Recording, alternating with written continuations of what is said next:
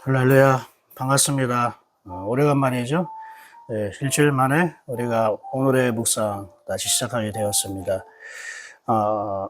오늘 아침에 눈을 떠보니 창밖에 눈이 많이 내렸더라고요. 이 내리는 눈이 하나님의 우리의 모든 더러운 것과 힘든 것들을 덮는 하나님의 은혜가 되었으면 좋겠다, 그런 생각을 좀 해봤고요. 물론 이제 아침에 일어나서 출근하고 할 때에 이 눈이 좀 불편할 수도 있을 수 있겠지만 하나님의 은혜는 항상 그런 것 같아요. 하나님의 은혜가 있다고 해서 나의 모든 불편함이 사라지는 건 아니다. 하나님의 은혜가 있지만 이 불편함을 불편함으로 여기지 않고 우리 감사함으로 또 즐길 수 있는 것, 이것이 하나님의 은혜가 아닌가 생각을 해봅니다. 그러니까 우리가 한 우물에서 단물과 쓴물이 함께 나올 수 없다라고 말한 것처럼 우리 영혼에서 나오는 말이 은혜로운 말, 감사의 말과 불평의 말, 그리고 판단의 말, 이 두 가지가 함께 나올 수 없다, 이렇게 주님께서 우리에게 우물을 빗대어 설명하신 것 같습니다. 사랑하는 여러분, 우리의 입에서 오늘 하루만이라도 감사의 말, 그리고 은혜의 말, 사랑의 말, 축복의 말이 흘러나오기를 소망합니다. 오늘 우리가 함께 묵상할 말씀은 이사야 11장이죠. 여러분, 이 이사야 11장은 굉장히 우리에게 회복에 대한 말씀을 우리에게 주시는 것입니다. 그 전까지는 무언가 하나님 앞에 죄 지은 인간들에 대한 하나님의 심판, 징계, 그로 인한 고난과 고통에 대해서 이야기를 했더라면 이사야 11장은 희망에 대한 마음을, 희망에 대한 하나님의 뜻을 우리에게 지금 보여주고 있습니다. 여러분, 한번 이사야 11장 1절 한번 볼까요? 11장 1절, 이새의 줄기에서 한 싹이 나며 그 뿌리에서 한 가지가 나서 결실할 것이요. 이새의 줄기라고 합니다. 그 이새라는 거는요, 다윗의 아버지 이름이 이새예요. 그러니까 다윗의 가문, 유다 족속 다윗의 가문에서 한 싹이 나고 그 뿌리에서 한 가지가 날 거다라고 되어 있는데, 이거는 바로 예수 그리스도를 상징하는 겁니다. 예수님이 이새의 한 싹으로서 우리에게 비유하고 있거든요. 그리고 2절, 3절은 그 예수 그리스도로 인한 그 변화, 그 영향력을 우리에게 말하고 있어요. 한번 볼까요? 그의 위에 여호와의 영, 곧 지혜와 총명의 영이요, 모략과 재능의 영이요, 지식과 여호와를 경외하는 영이 강림하시리니 그가 여호와를 경외함으로 즐거움을 삼을 것이며 그의 눈에 보이는 대로 심판하지 아니하며 그의 귀에 들리는 대로 판단하지 아니하며, 이렇게 쭉 나오고 있어요. 무슨 말이냐면은 그의 위에, 그의 이라는 것은 예수 그리스도를 말하는 거잖아요. 이새의 한 가지에서 나온 싹, 그 예수 그리스도 위에 여호와의 영이 임하는데 여러 가지 많이 나와요. 지혜와 총명과 모략과 재능과 지식과 여호와를 경외하는 영이라고 되어 있는데, 이걸 한마디로 말하면 예수 그리스도를 우리가 믿고 따르는 그런 사람 가운데에 이런 하나님의 영이 임한다는 걸 말하는 거예요. 근데 이 하나님의 영, 여러분은 예수님을 믿잖아요. 또 예수님을 믿고 지금 따르고 있지 않습니까?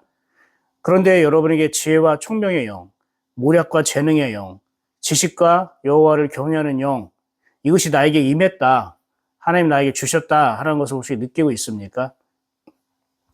이거는 내가 실제 생활 속에서 부딪혀 볼 때, 믿음으로 살아갈 때에 부딪히는 것들이 있어요. 믿음으로 살아갈 때에 무언가 결정하고 선택하는 문제가 있어요. 믿음으로 살아갈 때에 누군가를 만나서 어떠한 사건이 생길 수가 있어요. 내가 직장, 그리고 사업, 어떤 일을 하는 데 있어서 어떤 난감한 일이라던가 어떠한 내가 생각하지 못한, 예상하지 못한 일들이 생길 수가 있어요. 그럴 때에 우리가 오늘 말씀하신 이 영은 뭐라고 했죠, 여러분? 생각인 거예요, 생각. 지혜와 총명의 생각, 모략과 재능의 생각, 지식과 여호와를 경외하는 생각이 임한다. 근데 이 핵심이 있습니다. 여기서 중요한 영이 뭘까요? 여호와를 경외하는 마음입니다. 여호와를 경외하는 영이라고 되어 있지만 내가 영으로 여호와를 경외할까? 이게 됩니까? 이게 우리가 느껴집니까? 그죠? 내가 여호와를 경외하는 마음이 있다. 그죠? 여호와를 경외하는 마음 때문에 우리에게 지혜와 총명이, 모략과 재능이, 지식이 우리에게 임하는 거예요. 그러니까 여러분이 여기서 가장 이 절에서 중요한 게 내가 하나님을 내가 경외해야겠구나. 내가 하나님을 경외하는 내가 마음을 갖길 원한다면 하나님 우리에게 생활 가운데에 무엇을 결정하고 선택할 때에 누구를 만나서 어떤 얘기를 할 때에 그리고 어떠한 예기치 못한 일들이 생길 때에 어떤 사건을 만날 때에 하나님이 지혜와 총명의 생각을 주시고요. 모략과 재능의 생각을 주신다는 걸 우리가 알아야 됩니다. 그러면서 쭉 보면은 뭐라고 얘기하냐면요. 6절. 우리가 이런 옛날 어렸을 때 불렀던 찬양 있죠? 어렸을 때 많이 불렀던 사막에 샘이 넘쳐 흐르리라. 그죠? 거기에 보면요. 사자가 어떻게 해요? 어린아이와 뛰놀고 독사의 굴에 손 넣어도 독사가 물지 않고 그걸 뭐라고 합니까? 굉장히 이건 천국의 모습이다. 이렇게 생각하잖아요. 그게 6절부터 바로 8절까지 있어요. 볼까요? 그때 이리가 어린 양과 함께 살며 표범이 어린 염소와 함께 누우며 송아지와 어린 사자와 살찐 짐승이 함께 있어 어린아이에게 끌리며 이 어린아이하고 이리하고 염소, 송아지, 사자 이러한 야생 짐승이 어린아이와 함께 어떻게 뛰는데요. 어떤 평화를 이룬다는 겁니다. 7절 암소와 곰이 함께 먹으며 그것들의 새끼가 함께 엎드리며 사자가 소처럼 풀을 먹을 것이며 사자가 어떻게 채식을 합니까? 육식을 해야 되는데 근데 풀을 먹는데요. 8절 젖 먹는 아이가 독사의 구멍에서 장난하며 젖된 어린아이가 독사의 굴에 손을 넣을 것이라. 이렇게 해도 어떤 문제가 생기지 않는다는 거예요. 굉장히 하나가 된 모습, 마치 가족처럼 친구처럼 그런 관계를 볼 수 있지 않습니까? 어떤 사람이 이런 것을 희년이라고 생각하고 천국이라고 생각하고 우리가 천국에 가면 이렇게 살 것이라고 하는데 뭐 정확하게 얘기하면 송아지나 뱀이나 이런 사자 같은 게 천국에 갈 일은 없죠. 근데 왜 이렇게 표현할까? 이렇게 보면은 여기에 나오는 어떠한 짐승들 있잖아요. 가축이라든지 들짐승이라든지 이게 뭘까요? 그럼 어린아이는 뭘까요? 어린아이는 바로 하나님의 말씀을 양식으로 삼고 살아가는 사람을 말해요. 즉 성도를 말하고 그리스도인을 말하는 거예요. 물론 이 대표로 보여지는 것은 예수 그리스도예요. 그런데 우리가 예수님 말씀했죠. 너희가 어린아이와 같이 되지 아니하면 천국에 갈 수 없다고. 그럼 이 어린아이 뭘까요? 엄마의 젖을 먹지 않으면 살 수 없고 자랄 수 없는 엄마의 젖이 절대적으로 필요한 어린아이에게는 그래서 8절 보면 젖 먹는 아이라고 하고 또 젖된 아이라고 얘기하잖아요. 하나님의 말씀을 공급받아서 하나님의 말씀을 먹으면서 살아가는 신자들, 바로 저와 여러분을 의미합니다. 그럼 그 주변에 이리니, 염소니, 사자니, 암소니, 독사니 이건 무엇을 말할까요? 그건 하나님을 믿지 않는 자들. 하나님을 믿지 않는 자들이 예전에는 우리를 공격하고 핍박하고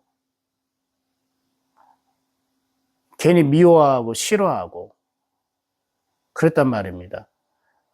일부러 그러는 게 아니라 자신들도 모르게 자기의 본성으로 우리를 심판하고 판단하고 핍박하고 박해하고 그랬단 말입니다.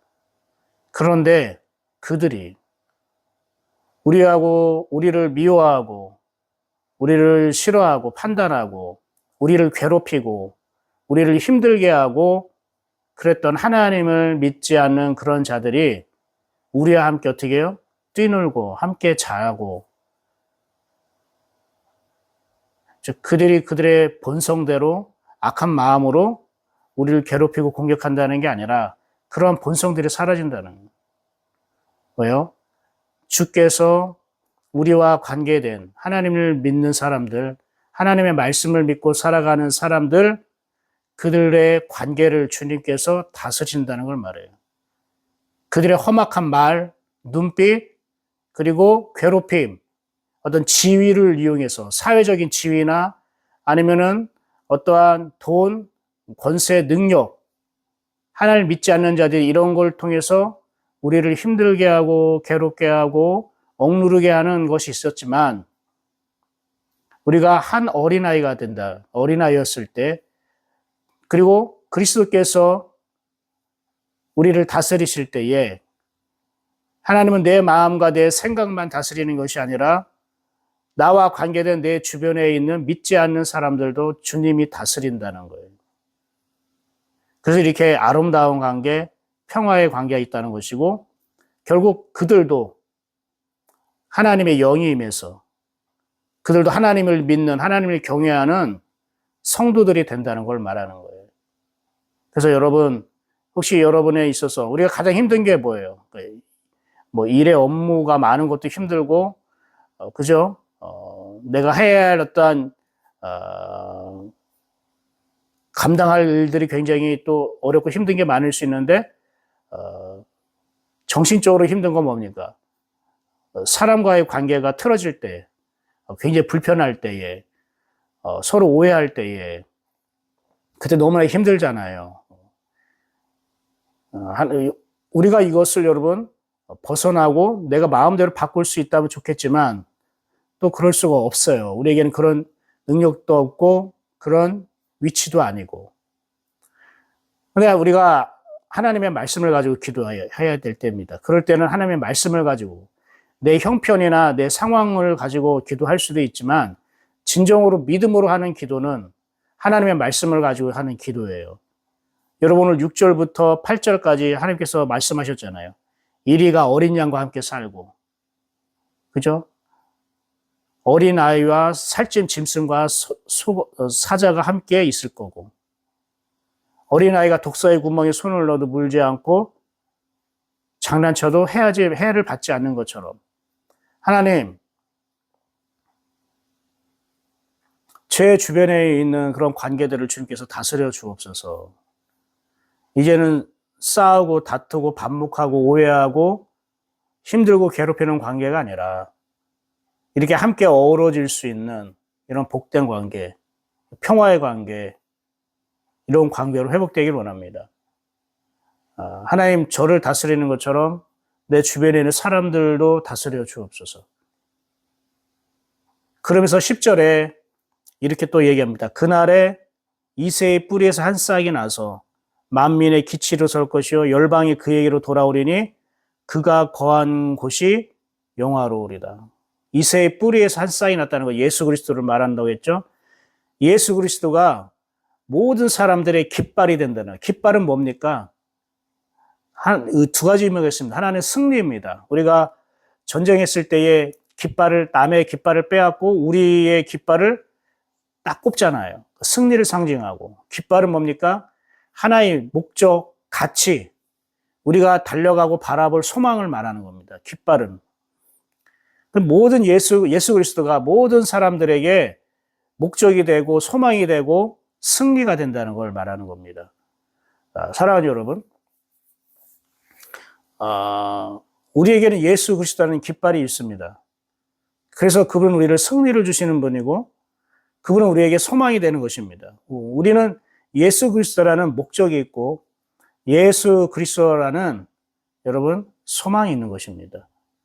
여러분에게 진짜 목적과 소망이 무엇입니까? 주님의 말씀을 양식으로 먹고 살아가는 어린아이 같은 성도들은 그리스도만이 목적이 되고 그리스도만이 소망이 됩니다. 여러분도 한번 곰곰이 잘 생각해 보십시오. 내가 정말로 소망하고 내가 정말로 목적으로 삼는 것이 예수 그리스도의 다스림인지, 예수 그리스도가 나의 소망이 되는 거고 있는지, 예수 그리스도께서 나를 다스리는 것을 진짜 내가 바라보길 원하는, 바라보고 있는지, 예수님이 아닌 다른 것을 내가 소망하고 있거나 다른 것을 내가 원하고 있지는 않은지. 오늘 11장, 이사야 11장 말씀을 보면은 희망의 메시지라고 할 수 있습니다. 희망과 회복의 메시지. 그런데 이 이새의 줄기라고 하잖아요. 이 이새의 줄기라고 하면은 어떤 튼튼한 어떠한 건강한 나무라고 생각할 수 있지만, 그런데 여러분, 이새의 줄기에서 한 싹이 나고 뿌리에서 한 가지가 난다는 이 나무의 상태가 어떤지 아십니까? 한번 10장 볼까요? 10장 맨 마지막 절에 이렇게 말하고 있습니다. 그 쇠로 그 빽빽한 숲을 베시리니, 울창한 숲을 베버린다는 거예요. 레바논이 권능 있는 자에게 배임을 당하리라.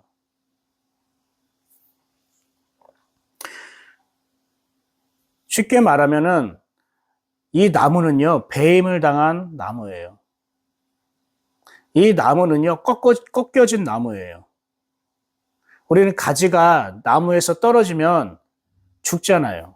근데 가지에 핀 꽃이라던가 잎은 당분간 살아 있어요. 그런데 죽어 있는데 마치 살아있는 것처럼 보이죠. 밑둥이 잘려나간 바로 그루터기요. 그거는 더 이상 나무가 아니죠. 그런데 이 그루터기에서, 나무에서 떨어져 나간 이 가지 위에서 한 싹이 나오고요, 한 가지가 난다는 거예요. 이미 모든 소망을 잃어버리고 이미 모든 것이 다 끝났어요. 소망이 없는 상태, 회복이 불가능한 상태, 모든 게 주저버리고 낙심과 좌절과 절망 가운데 빠져 있는 상태, 우울하고 답답하고 힘든 어떠한 삶의 질곡을 감당하고 있는 상태. 그런데 그 줄기에서 한 싹이 난다는 거예요. 그 뿌리에서, 다 말라버리고 썩은 것 같은 그 뿌리에서 한 가지가 난다는 거예요. 그리고 열매를 맺는데요. 그게 뭘까요? 예수 그리스도예요. 우리 안에 예수 그리스도가 있으면 그분이 우리를 다시 살리신다는 거예요. 예수 그리스도라는 이름, 예수 그리스도라는 그분, 여러분, 그분은 실제 썩은 나무에서 새싹을 돋아내게 하시는 분이고, 떨어져 나간 가지에서 꽃을 피우고 열매를 맺게 하시는 분이 바로 예수 그리스도예요. 그래서 이사야서는 곳곳마다 예수 그리스도가 숨겨져 있어요. 그 예수 그리스도를 우리가 받아들이고, 내가 예수 그리스도를 닮고 예수 그리스도를 믿고 따르고자 할 때에, 또 그분의 입에서 나오는 그 말씀을 내가 양식으로 먹고 살고자 할 때에, 그것이 여호와를 경외하는 것이고, 여호와를 경외할 때에 하나님은 우리에게 지혜를 주시고 총명을 주시고 분별력을 주시는 분이에요. 그럴 뿐만 아니라 그 예수를 믿고 살아가는 모든 사람들이 그 관계까지도 주께서 다스려 주시고 회복시켜 주시요. 우리의 본성과 우리의 자아로 만나는 것이 아니라 주님이 인도하심을 받고 주님의 다스려진 그 마음으로 우리가 함께 만나게 된다는 걸 의미해요. 사랑하는 여러분, 베어진 나무, 이런 같은 절망적인 여러분 상황에 있습니까? 그렇게 암담하고 힘든 낙심 가운데 있습니까? 그러나 하나님은 그곳에서 한 싹을 틔웁니다. 그 한 싹을 틔우게 하는 것은요, 여러분의 믿음에 달려 있습니다. 여러분이 믿음으로 받아들이는 겁니다. 그래, 나는 베어진 나무 같은 절망적인 상황이지만, 그러나 주님께서는 여기서 한 싹을 나게 한다고 했어요. 그래서 내 안에 예수님께서 살고 계신가? 내 안에 예수님께서 나에게 주시는 마음과 생각과 그 감동대로 내가 하고자 하는가? 여러분, 내 스스로 내 믿음을 점검할 필요가 있어요. 내 삶의 소망이 끊어진 것 같은 순간에도 여러분, 하나님은 보이지 않는 곳에서 회복을 준비하고 계심을 여러분 믿으십시오.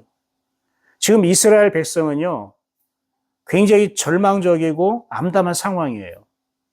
그런데 지금 이사야 11장 말씀을 통해 하나님 뭐를 얘기합니까? 베어진 나무에서 싹이 나고 줄기가 난다고 하잖아요. 겉으로 볼 때는 베어진 나무예요. 아무런 소망이 없어요. 가치가 없는 것 같아요. 근데 하나님이 싹이 나고 가지가 난다고 한 건 뭡니까? 하나님은 이미 회복을 준비하고 계신다는 거예요. 여러분이 소망을 갖기 어렵습니까? 그게 부부의 관계이든 아니면 어떤 직장에서든 아니면 어떤 자기 개인적인 신앙이든 어떤 일이든 여러분이 소망을 갖기가 어려운 상황이 있습니까? 그거는 내가 눈으로 볼 때, 현실적으로 볼 땐 그럴 수 있어요. 그러나 하나님은 보이지 않는 곳에서 여러분을 위해서 회복을 준비하고 계심을 꼭 이 말씀을 통해 여러분 신뢰하고 믿으시길 바랍니다.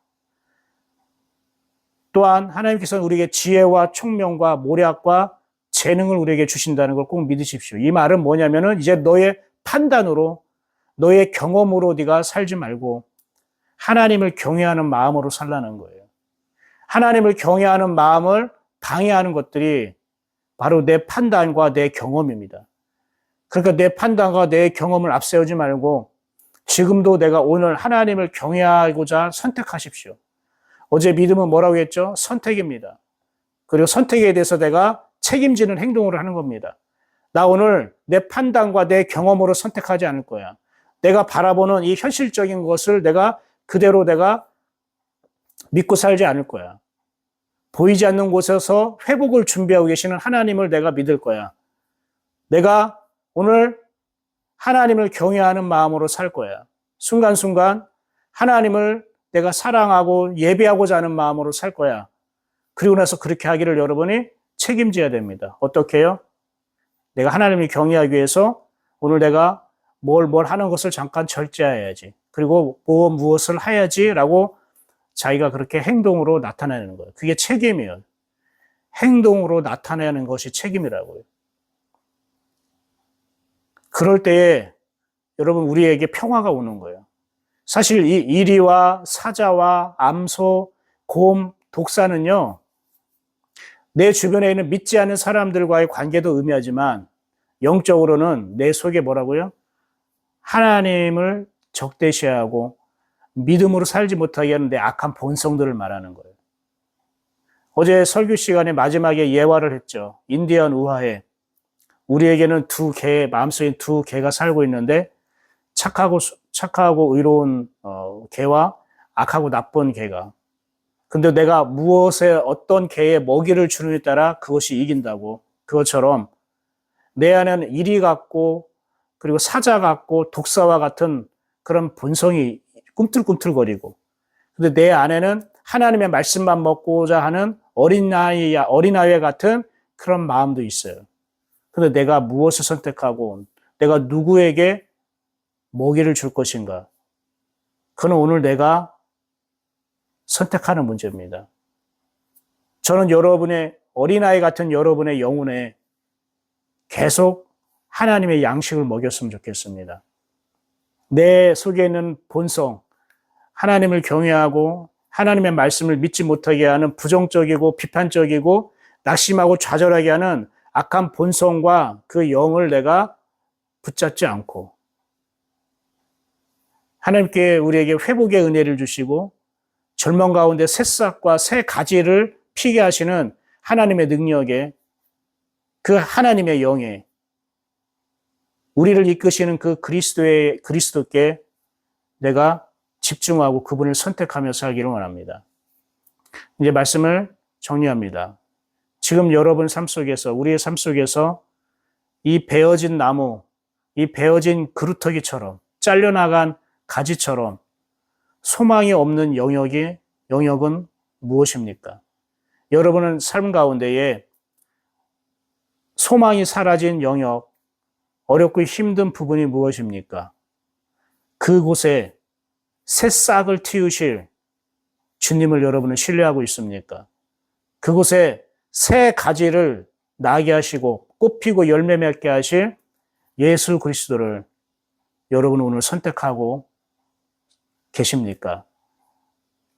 이사야 11장에 이 회복과 소망의 이 메시지가 말씀이 뜬구름 잡는 메시지가 아니라 오늘 하루를 살아가는 저와 여러분에게 실제 소망이 되는 말씀,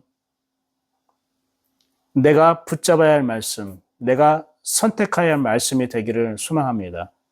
그래서 오늘 하루를 살아가는 동안 하나님의 영이 우리에게 임하여 함께 동행하시기를 축복합니다. 기도하겠습니다. 감사합니다, 하나님. 오늘 이사야 11장 회복과 또한 소망의 말씀을 주시니 너무나 감사합니다. 우리의 삶이 마치 현실적으로는 베어진 나무 그루터기 같지만 그곳에서 새 싹을, 새 가지를, 새 순을 돋게 하시는 하나님을 우리가 신뢰하고 아버지 하나님을 오늘 선택하며 살아가기 원합니다. 그러한 우리 성도들에게 지혜를 주시고 총명함을 주시고 하나님을 경외하는 마음을 주시사 오늘도 하나님을 선택하며 살아가는 우리 예인교회 성도들에게 하나님의 평화를 주시고 하나님의 역사심과 일하심이 나타나게 하여 주시옵소서. 오늘도 하루 동안 주님이 없이는 살 수 없다는 그 마음으로 살게 하시고 어린아이와 같이 순수한 마음으로 하나님부터 오는 신령한 것들을 우리가 먹을 수 있도록 은혜를 더하여 주시옵소서. 예수 그리스도의 이름으로 축복하고 기도합니다. 아멘. 예, 오늘 일주일을 시작하는 월요일입니다. 오늘도 주님과 함께 동행하는 주님을 우리 바라보며 사시고요. 저는 내일 아침에 다시 이사야 12장 말씀으로 뵙겠습니다. 복된 하루 되십시오. 오늘도 힘내십시오. 화이팅! 주님께서 함께 하십니다. 복헤로 토브 샬롬.